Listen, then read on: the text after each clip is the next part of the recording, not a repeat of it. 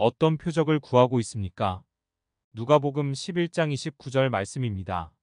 무리가 모였을 때에 예수께서 말씀하시되 이 세대는 악한 세대라 표적을 구하되 요나의 표적밖에는 보일 표적이 없나니 요나가 니느웨 사람들에게 표적이 됨과 같이 인자도 이 세대에 그러하리라. 아멘. 예수님께서 벙어리 귀신 들린 사람에게서 귀신을 쫓아내고 난 후에 두 가지 반응이 있었습니다. 어떤 사람들은 예수님이 귀신의 왕의 힘을 빌려서 졸개 귀신들을 쫓아내었다고 모함을 합니다.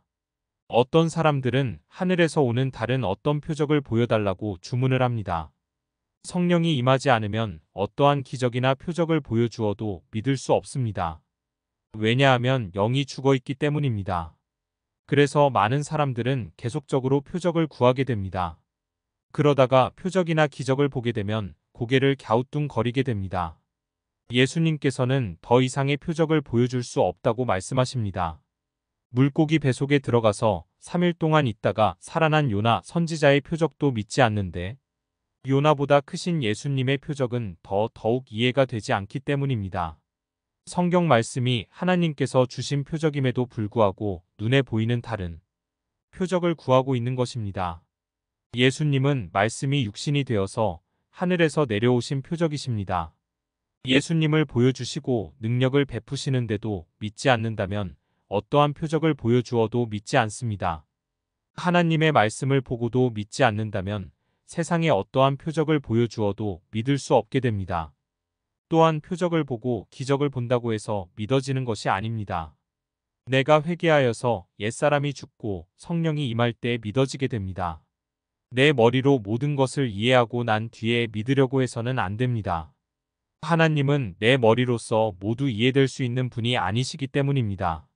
어느 사람이든지 예수님을 믿기 전에는 의심을 해보기도 하고 질문도 해보고 표적도 구해보게 됩니다. 그러므로 믿지 않는 사람들에게는 하나님의 표적이신 예수님을 보여주어야 합니다. 예수님이 살아계셔서 역사하시고 기적을 베푸시는 모습을 보여주어야 한다는 것입니다. 하나님의 말씀인 성경 말씀을 통해서 역사하신 예수님을 설명해 주어야 합니다.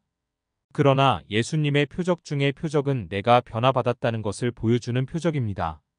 내가 예수 믿고 변화를 받아 새 사람이 되었다는 사실을 보여주어야 합니다. 이것보다 더 큰 표적은 없는 것입니다. 간증이 없는 교인은 그리스도인이라 할 수 없습니다. 믿지 않는 사람들이 그리스도인을 보면서 예수님을 보아야 합니다. 그들은 그리스도인 한 사람 한 사람의 행동을 보기도 하고 그리스도인의 가정과 자녀를 보기도 하고 그리스도인의 교회 생활과 사회 생활하는 것을 보면서 과연 하나님은 살아계시는구나 라는 사실이 깨달아져야 하는 것입니다. 나의 삶 자체가 예수님의 살아계심을 보여주는 표적이 되는 것이며 하늘나라의 표적을 보여주는 것이 되는 것입니다. 교회를 다니는 사람이 가난과 저주에 찌들려 살아가고 있고 늘 재판정에 불려 다닌다든지 경찰서에 출입하고 술집에서 얼굴이 자주 보이고 카지노 출입을 하고 세상 사람들에게 손가락질을 받으면서 살아가고 가정이 불화하여서 이혼을 하고 자녀들이 탈선의 삶을 살아가고 있다면 나쁜 표적만 보여주는 일이 되는 것입니다. 영적인 일들 뿐만 아니라 육적으로도 비만하여 아무 것이나 막 먹고 절제하지 못하여서 온갖 질병 가운데 살아가고 있다면 하나님의 표적을 보여줄 수가 없을 것이라는 생각을 해봅니다. 교회를 다니면서 염려와 근심과 두려움 가운데서 얼굴에 근심과 수심이 가득한 채로 살아가고 있다면 하나님이 없다는 표적을 보여주는 일을 하고 있는 것입니다.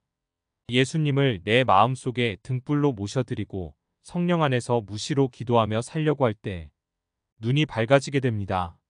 내 몸에 등불인 눈이 밝아져서 예수님의 사랑을 온 세상에 비추면서 살아가는 것이 온전한 표적의 삶이라는 사실을 깨닫고 하나님께 감사를 올려드리는 아침입니다.